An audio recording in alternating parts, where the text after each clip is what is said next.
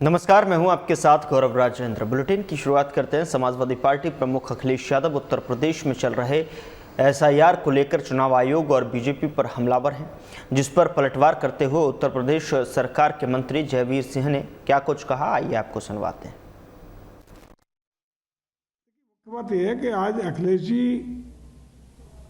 बिहार की हार के बाद इतने हताश, निराश और उदास हैं कि ऊल जलूल बयानबाजी संवैधानिक संस्थाओं पर, चुनी हुई सरकारों पर, लोकतंत्र को कमजोर करने के लिए कर रहे हैं। जिस तरीके से एसआईआर का मतलब भारत निर्वाचन आयोग के द्वारा मतदाता सूची को पवित्र करने का, शुद्धिकरण करने का, मरे हुए वोटों को हटाने का, डबलिंग को हटाने का, या जो विस्थापित जिनका अता पता नहीं है, ऐसे लोगों को मतदाता सूची में शुद्धिकरण का काम घर घर बीएलओ भेज करके नाम जुड़वाने का काम हो रहा है, नाम कटाने का काम नहीं हो रहा। एक स्वच्छतापूर्ण पारदर्शिता की मतदाता सूची को भी अखिलेश जी हजम नहीं कर पा रहे हैं और खुद अपना वोट भी मिलवा रहे हैं, खुद एसआईआर भी भर रहे हैं। ये मैं दोहरा चरित्र जनता देख रही है। जिस तरह की स्थिति आज देखिए आप एसआईआर को लेकर के, आज 3100 बूथों का 100% एसआईआर पूरी हुई है। 56% आज सवेरे तक एसआईआर का काम पूरे प्रदेश में पूरा हो चुका है। इसका मतलब उत्तर प्रदेश की जनता, उत्तर प्रदेश के बीएलओज, उत्तर प्रदेश के सभी लोगों के सहयोग और आशीर्वाद से और लगाव से ये काम निर्विघ्न तरीके से पूरा हो रहा है, जिससे हर वो मतदाता जिसका नाम मतदाता सूची में होना चाहिए वो 100% उसमें रहे। लेकिन ऐसे मतदाता जिनका कहीं अता पता नहीं, जो डबलिंग है, डबल नाम है, गांव में भी है, शहर में भी है, 3-3, 4-4 जगह लिखाए हुए है, उसका नाम सिंगल जगह पे हो। लड़की की शादी हो गई, आज उसके मायके में भी नाम चल रहा, ससुराल में भी चल रहा है। लोग मर गए, 10-10 साल हो गए, मरे हुए मर्दों के नाम मतदाता सूची में चल रहे हैं। ऐसे नाम जिनका अता पता ही नहीं है, कहीं विस्थापित हो गए, उनके नाम मतदाता सूची में चल रहे हैं। इनको शुद्धिकरण करने का काम किया जा रहा है। और अखिलेश जी, मुझे लगता है कि जिस तरीके से आप अनर्गल तरीके से प्रलाप कर रहे हो, लेकिन जनता सब अब समझदार हो गई है, पूरी तरह देख रही है कि भारतीय जनता पार्टी का या किसी भी दल का, हर एक दल का सहयोग भारत निर्वाचन आयोग के द्वारा बीएलओ के साथ BLO 2 के रूप में करने की अपील भी की गई थी, नियमानुसार उसके आदेश भी है। और मैं समझता हूँ कि एक तरफ आप अपने पता नहीं किन किन उनके साथ BLO की तकनीकी उसको देख रेख के लिए उस पर कोई डाका न डल जाए, इसके लिए पूरी सतर्कता भी बरत रहे हो, अपना एसआईआर पे दस्तखत फार्म भर के जमा भी कर रहे हो, और दूसरी तरफ पर बेबुनियाद केवल जनता को गुमराह करने के आप कुत्सित प्रयास कर रहे हैं। निश्चित रूप से ये लोकतांत्रिक व्यवस्थाओं के मूल्यों के भी खिलाफ है। आप एक जिम्मेदार नेता हैं, आप एक पार्टी के मुखिया भी हैं। इस तरह हल्के बयान दे करके, बेबुनियाद बयान दे करके आप सिर्फ हंसी के पात्र बन रहे हैं, जनता सब देख रही है। मुख्यमंत्री योगी आदित्यनाथ सिद्ध बाबा पालनाथ आश्रम में आयोजित मूर्ति प्राण प्रतिष्ठा और आठमान भंडार कार्यक्रम में शामिल हुए, जहां उन्होंने कार्यक्रम को संबोधित किया। आगे बढ़ाने का काम कर रहे हैं, आप केवल मजाक के पात्र बन के रहेंगे। इस तरह के आरोप से आपको कार्यक्रम में और मूर्ति प्राण प्रतिष्ठा कार्यक्रम में उपस्थित नाथ पंथ और खड़ दर्शन संप्रदाय से जुड़े हुए सभी पूज्य संतजन, योगेश्वर, भक्तजन और समारोह की शोभा बढ़ा रहे हमारे लोकप्रिय विधायक सुमेध जी पातुवास, श्री सुनील जी सागवान, अन्य जनप्रतिनिधिगण और उपस्थित सभी भक्तजन, आज ये मेरा सौभाग्य है कि मुझे हरिभूमि की इस पावन धरा पर नाथ पंथ से जुड़े हुए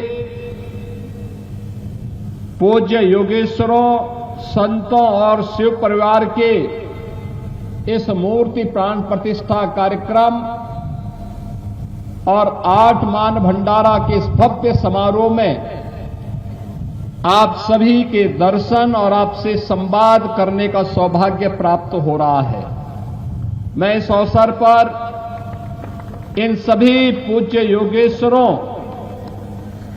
को नमन करते हुए आप सभी का हृदय से मैं अभिनंदन करता हूं, स्वागत करता हूं। बहनों और भाइयों, भारत के सनातन धर्म की परंपरा दुनिया की सबसे प्राचीन परंपरा है। एक ऐसी परंपरा जिसने मानव को मानव बनाने में और इस चराचर जगत के कल्याण का मार्ग अपनी साधना से, अपनी सिद्धि के माध्यम से प्रशस्त किया था। अलग अलग उपासना विधियां पंथ और संप्रदाय के रूप में सनातन धर्म के अलग अलग दर्शन और उससे उपजी भी ज्ञान की नई पद्धतियों का आधार रहा है। ये उसमें विभाजन के कारक नहीं थे। एक विशिष्ट दर्शन उसकी ज्ञान की विशिष्ट पद्धति को आगे बढ़ाने वाली, समाज का मार्गदर्शन करने वाली, जिस प्रकृति का व्यक्ति है उसके अनुरूप साधना पद्धतियों का विकास और उसके अनुरूप दर्शन देने की ये पद्धतियां रही हैं। और सनातन धर्म की इसी गौरवशाली परंपरा में नाथ संप्रदाय का अपना योगदान है। इस परंपरा की शुरुआत ही आदिनाथ भगवान शिव से हुई है और आज आपने इस गांव में भी भगवान शिव के मंदिर और उनकी मूर्ति प्राण प्रतिष्ठा के कार्यक्रम में शिव परिवार की भी प्राण प्रतिष्ठा का कार्यक्रम इन पूज्य संतों और योगेश्वरों, सिद्ध योगेश्वरों की मूर्ति प्राण प्रतिष्ठा के साथ ही शिव परिवार की भी प्राण प्रतिष्ठा का कार्यक्रम यहां पे संपन्न किया है। भारत के अंदर आदिनाथ भगवान शिव की उपासना एक निराकार ब्रह्म के प्रतीक के रूप में पूरे देश ने उत्तर से दक्षिण तक, पूरब से पश्चिम तक कहीं भी आप जाएंगे, भगवान शिव की उपासना इसी रूप में हम सबको देखने को मिलती है। याद करिए,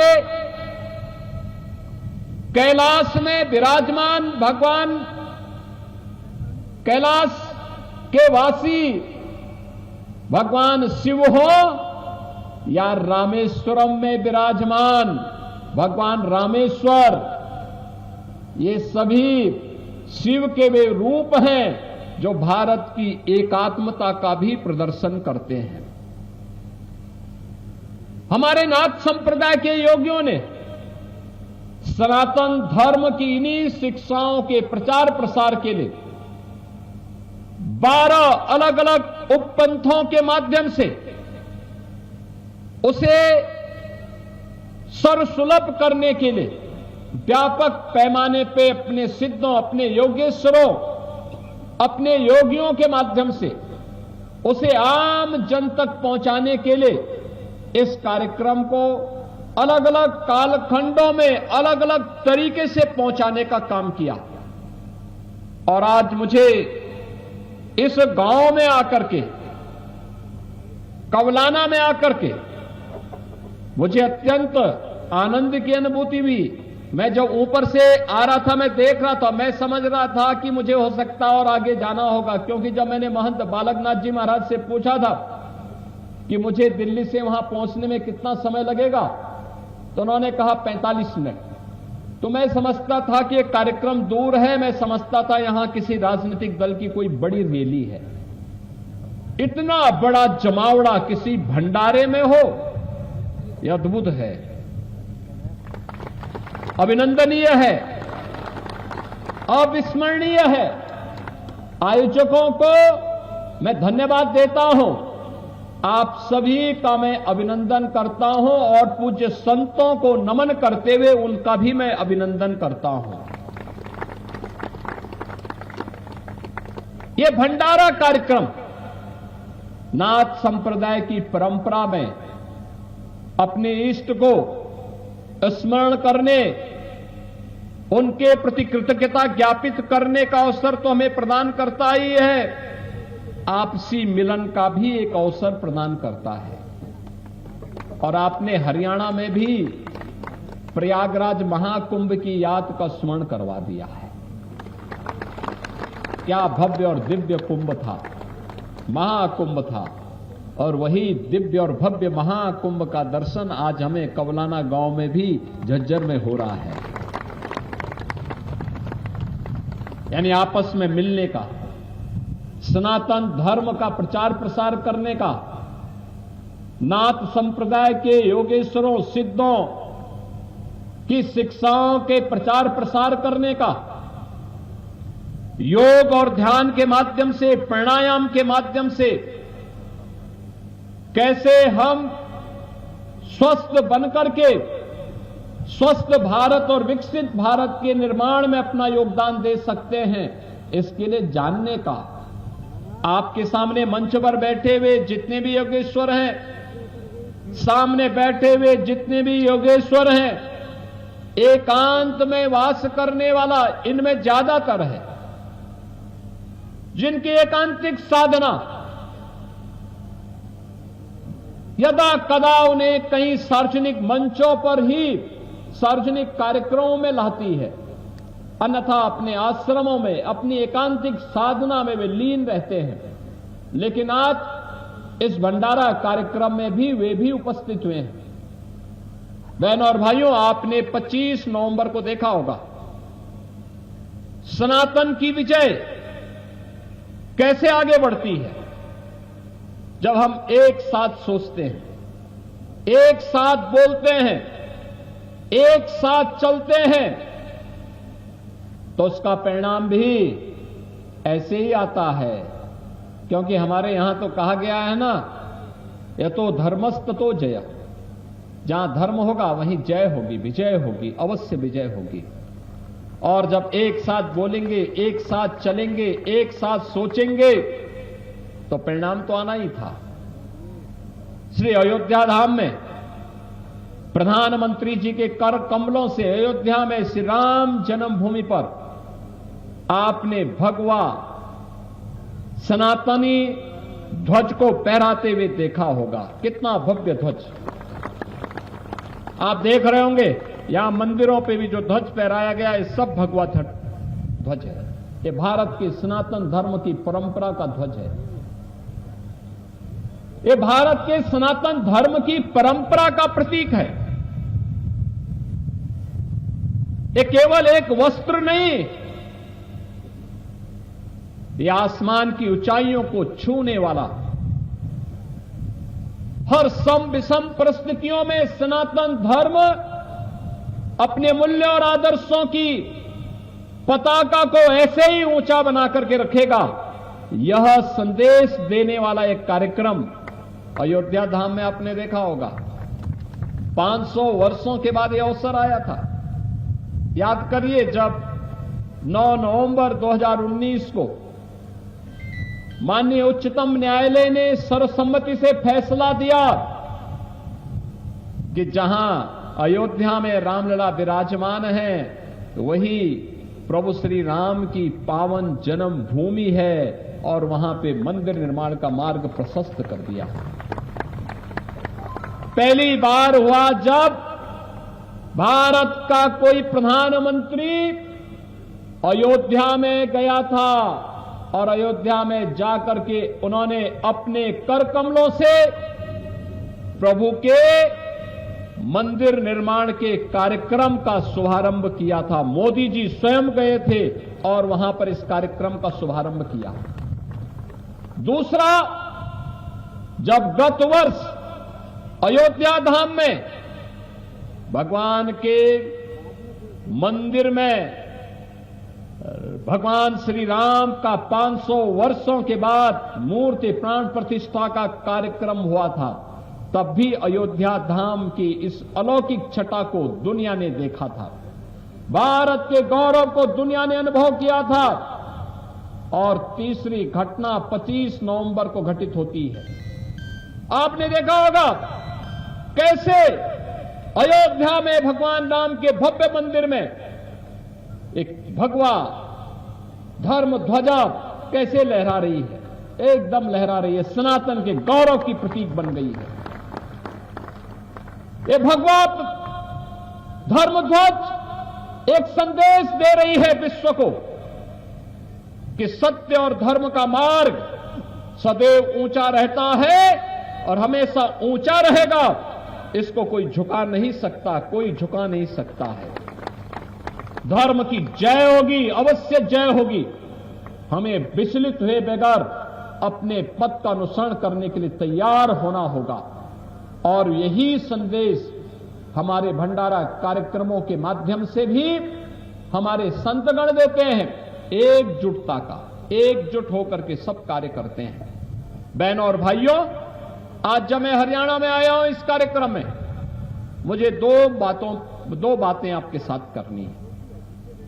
और वो बातें इसलिए करनी है, हजारों की संख्या में यहां पे संतगण भी हैं, योगेश्वर भी हैं, भक्तगण भी हैं, और हम लोग आज इस भंडारा कार्यक्रम में हैं।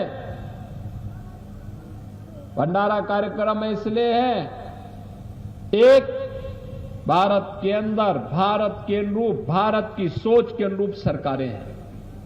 हरियाणा में भी डबल इंजन की सरकार है, डबल इंजन की सरकार। दोनों मिलकर के एक दिशा में सोचते हैं।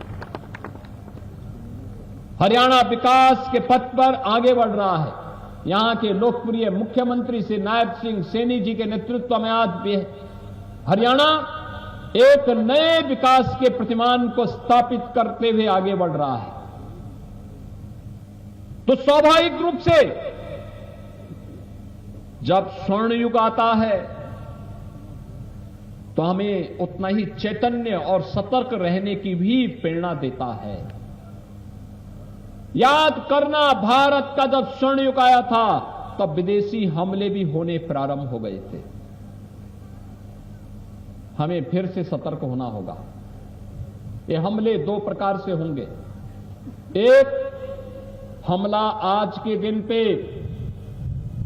पीछे हाथ होगा विदेशियों का, लेकिन सतर्क हमें होना होगा। ये हमले दो प्रकार के होंगे। एक हमला होगा धर्मांतरण के माध्यम से और दूसरा होगा नशा के माध्यम से। याद करना, हम सबको याद रखना होगा, कोई भी सनातन विरोधी कार्य स्वीकार्य नहीं होना चाहिए। भारत और विश्व मानवता की रक्षा करने के लिए सनातन धर्म की रक्षा आवश्यक है। अगर दुनिया के अंदर इस चराचर जगत की रक्षा करनी है तो सनातन की रक्षा करनी होगी। उसे सुरक्षित करना होगा, उसे हर हाल में सुरक्षित बनाना होगा। और ये तभी होगा जब हम सब मिलकर के एक रहेंगे। हमें बंटना नहीं है, बटेंगे तो कटेंगे। याद करना, जब भी हुआ है, जब भी बटे हैं, यही हुआ है। एक जाति के नाम पर नहीं बंटना है, तुष्टीकरण के नाम पे नहीं बंटना है, क्षेत्र के नाम पे नहीं बंटना है, भाषा के नाम पे नहीं बंटना है। सबको एक रहना है। एकजुट होकर के भारत के सनातन धर्म की ध्वजा पताका को अयोध्या में जैसे राम जन्मभूमि पे धर्म ध्वजा फहरा रही है, ऐसे ही सनातन की धर्म ध्वजा हर घर पर, हर सनातनी के घर पर लहराती हुई दिखाई देनी चाहिए। और दूसरा, नशा के खिलाफ एक प्रहार। ये नशा के कारोबार पूरी व्यवस्था को खोखला बनाने का कार्य कर रहे हैं। नशा नाश का कारण है, व्यक्ति की सोचने की सामर्थ्य समाप्त कर देती है। हमें हर हाल में हर प्रकार के नशे को दूर करना होगा, अपने युवाओं को इससे बचाना होगा, अपनी वर्तमान पीढ़ी को बचाना होगा, समाज को बचाना होगा। कोई भी उसकी नजदीक ना आने दे।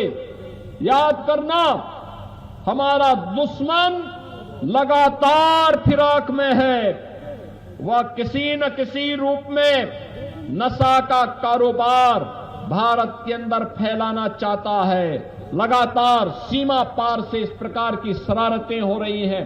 हम जाने अनजाने में इसकी चपेट में कतई ना आने पाए, कतई ना आने पाए, अन्यथा आने वाली पीढ़ियां, आने वाला भविष्य हमें कभी माफ नहीं करेगा, कभी माफ नहीं करेगा। और मैं अपने नाथ संप्रदाय से जुड़े हुए, खड़दर्शन संप्रदाय से जुड़े हुए सभी पूज्य संतों और योगेश्वरों से यही अनुरोध करूंगा, एक विनम्र अपील करूंगा कि हमारे हर भंडारा कार्यक्रम में, हर धार्मिक आयोजन में धर्मांतरण के खिलाफ, लव जिहाद के खिलाफ, नशा के खिलाफ हर हाल में आवाज उठनी चाहिए, हर हाल में आवाज उठनी चाहिए। क्योंकि जो हमारी वर्तमान को खोखला बना रहा हो, हमारे आने वाली पीढ़ी के भविष्य को अंधकार की ओर धकेल रहा हो, उसे हमें कतई बर्दाश्त नहीं करना है, कतई बर्दाश्त नहीं करना है।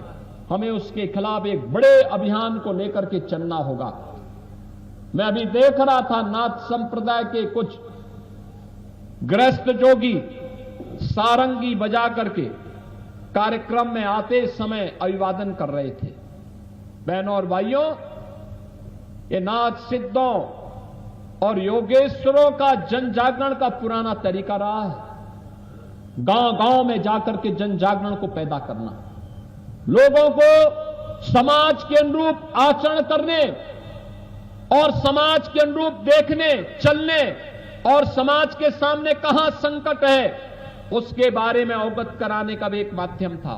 विदेशी हमलों से बचाव करने का भी एक माध्यम था। उधर बवेरू कोतवाली क्षेत्र के अमराहिया पुरवा से घटना सामने आ रही है, जहां पर बांदा घर के बाहर अलाव तापते समय तेज रफ्तार अनियंत्रित ट्रैक्टर ने 3 लोगों को कुचल दिया। हादसे में भाभी और ननद की मौत हो गई। एक की हालत गंभीर बताई जा रही है, तो वहीं ग्रामीण की मदद से तीनों को नजदीकी सामुदायिक स्वास्थ्य केंद्र पहुंचाया गया है। बवेरू डॉक्टरों ने ननद और उसकी भाभी को मृत घोषित कर दिया। डॉक्टरों ने एक घायल को जिला अस्पताल रेफर कर दिया। घटना हुई है, ट्रैक्टर से 2 लोगों की मृत्यु हो गई। दिनांक 30 नवंबर 2025 को ग्राम अमरहिया पुरवा मजरा बेराव थाना बबेरू के अंतर्गत अचानक से ट्रैक्टर चल जाने के कारण 3 व्यक्तियों को चोटें आईं, तो उनको त्वरित रूप से इलाज हेतु सीएससी बबेरू ले जाया गया, जहां दौरान इलाज 2 चोटिल महिलाओं की असामयिक दुखद मृत्यु हो गई, जबकि एक पुरुष का इलाज चल रहा है। तहरीर प्राप्त होते ही समुचित धाराओं में अभियोग पंजीकृत कर समस्त वैधानिक कार्रवाई अमल में लाई जाएगी। मौके पर शांति व्यवस्था कायम है। ट्रैक्टर चालक कह रहा था, ट्रैक्टर जैसा प्रारंभिक जांच में पता चला है, ट्रैक्टर अचानक से चालू हो गया, उसके संबंध में विस्तृत जांच की जा रही है। फिलहाल बुलेटिन में इतना ही। नमस्कार।